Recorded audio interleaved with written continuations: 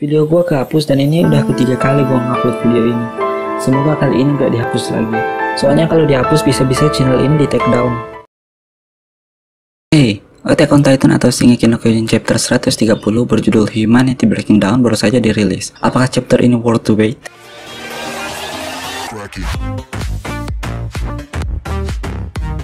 Kita recap isi chapternya. Chapter ini dibuka dengan scene di dalam kapal menunjukkan Hanji mengatakan menyelamatkan Liberio sudah tidak bisa dilakukan lagi.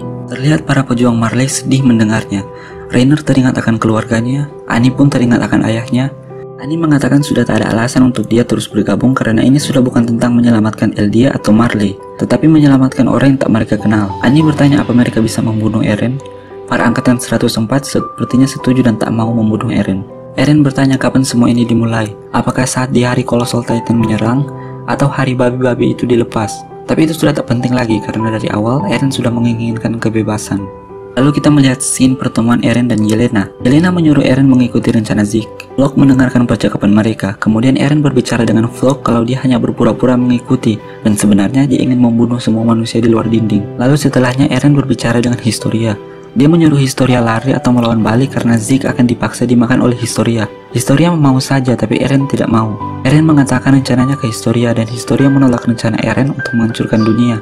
Karena akan banyak orang yang tak bersalah di luar sana seperti ibu Eren yang mati tak tahu apa-apa. Eren tak peduli dan mengatakan cara menghentikan kebencian yang terjadi sekarang adalah dengan menghapus sumber kebencian di luar pulau ini. Historia tetap tidak mau dan mengatakan kalau mereka melakukannya, sepanjang hidup mereka akan terus merasa bersalah. Eren bilang tak apa, dia bisa memanipulasi ingatan Historia agar dia tidak sedih.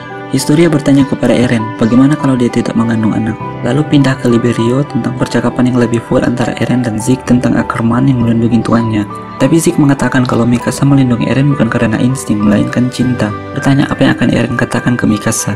Eren mengatakan untuk apa itu? Dia hanya akan hidup 4 tahun lagi dan mati sementara mereka akan tetap hidup. Flashback menunjukkan Eren memotong kakinya sendiri dan mencolok matanya sendiri agar dia bisa berpura-pura menjadi tawanan perang di Liberio, hanya agar teman-temannya bisa hidup dengan damai. Kembali ke burung yang terbang dengan ingatan Eren dan kawan-kawan saat makan malam terakhir di malam sebelum perebutan Shiganshina. Burung itu terbang terus sampai di atas puluhan kapal perang World Union. Kapal ini sudah bersiap menunggu Titan yang datang dengan meriam terbesar di planet ini. Mereka tahu dari asap yang mendekat. Mereka pun mulai menembak ke World Titan yang berada di dalam air yang sedang berenang. Tembakan bertubi-tubi mereka sepertinya tidak berguna. Para Titan dalam dinding terus berenang sampai di bawah kapal mereka, dan asap yang keluar dari tubuh mereka langsung menghanguskan dan memanggang para kru di kapal perang ini. Pindah di pelabuhan daratan, asap terus mendekat, tapi ketika dekat ke pesisir, World Titan tak lagi berenang. Mereka mulai berjalan. Kapal-kapal yang di belakang mulai hancur terinjak-injak. Titan dalam dinding terus berjalan ke daratan. Ratusan tembakan kena di para Titan, tapi tak terjadi apa-apa. Pasukan Marley sadar akan hal ini dan langsung mundur menjauh. Di kejauhan mereka melihat Titan yang sangat besar yang sangat berbeda. Mereka sadar mengatakan kalau itu adalah Attack Titan atau Titan penyerang, sebuah grim reminder yang mengerikan untuk Marley. Lalu flashback ke grim reminder 9 tahun lalu di Shiganshina, di mana ribuan orang mati. Dikatakan Eren sejak hari itu, tanpa berhenti sekalipun, dia terus maju ke depan. Oke, ayo kita bahas chapter ini.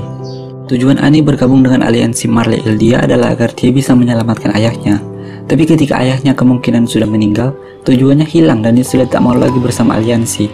Di sini terlihat Mikasa dan kawan-kawan tak mencoba berargumen, mereka hanya mendengarkan dengan ekspresi pasrah.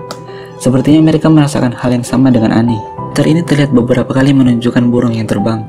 Burung di Attack on Titan sering disorot karena burung bisa terbang dengan bebas tanpa keterkekang di suatu tempat, dan salah satu tema manga ini adalah kebebasan. Zeke mengatakan kalau Mikasa melindungi Eren bukan karena insting Ackerman, tapi karena cinta. Percakapan ini terjadi ketika Eren pergi ke Liberio untuk berbicara dengan Zeke. Sementara adegan mengatakan kalau dia selalu membenci Mikasa terjadi ketika Eren di Shiganshina sehabis balik dari Liberio. Jadi walau sudah mengatakan Mikasa mencintainya, Eren tetap mengatakan dia selalu membenci Mikasa. Jadi buat para shipper Eren dan Mikasa, udah berhenti aja. Dan kita mengetahui orang Paradis yang mengetahui rencana Eren hanyalah 2 orang, Historia dan Floch. Floch memang tergila-gila untuk mendukung Eren. Tapi bagaimana dengan Historia? Terlihat dia tidak setuju. Tapi dia juga tidak melaporkan rencana Eren ke orang lain. Artinya ada hal yang sesudah bagian ini, tapi sebelum bagian ini, di mana Historia berubah pikiran. Akhirnya kita juga melihat kenapa Eren bisa seperti gelandangan ketika di Liberio. Dia mengasah pisau dan memotong kakinya sendiri, lalu mengambil peluru dan mencolok mata kirinya sendiri. bisa dikatakan sebuah totalitas yang agar bisa menyamar. Ketika Eren memiliki kilas balik, kapan semua peristiwa ini dimulai, dia mengingat Mikasa di chapter 1, Baby King Fritz, Grisha, Historia, dan banyak ingatan Eren yang lain. Tapi, kenapa bisa ada Falco di ingatan Eren? Ketika Falco tergeletak dan melihat burung yang terbang, di situ tak ada Eren. Lantas kenapa Eren bisa memiliki ingatan Falco? Teori gua ada dua. Ketika berada di Path Dimension, Eren yang terhubung dengan semua subjek Ymir bisa mengakses memori subjek Ymir lain, karena sebuah ingatan subjek Ymir terhubung di koordinat di dunia jalur atau paths. Tapi muncul pertanyaan baru, kalau Eren bisa memiliki ingatan orang lain, kenapa harus Falco? Kenapa tidak ke Mikasa atau Armin? Hal ini bikin gua ke teori gua kedua, yaitu Eren memakan Falco di masa depan untuk mendapatkan kekuatan Joe Titan. Itulah kenapa dia bisa memiliki ingatan Falco.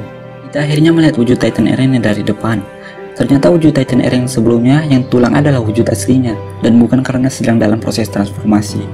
Ukurannya sangat besar dan tinggi karena tulang rusuk yang lebar dan tak beraturannya. Tinggi Titan dalam dirinya adalah 60 meter, sementara tinggi Attack Titan adalah 6 dari World Titan. Jadi tinggi Attack Titan adalah sekitar 350 meter, dan ini dihitung dari World Titan paling depan dan Attack Titan yang berada jauh di belakang.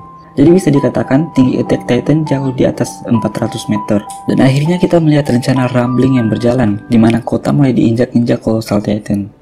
So, bagaimana pendapatmu tentang chapter ini? Silahkan diskusi di komen di bawah. Terima kasih sudah nonton, see you next chapter, goodbye.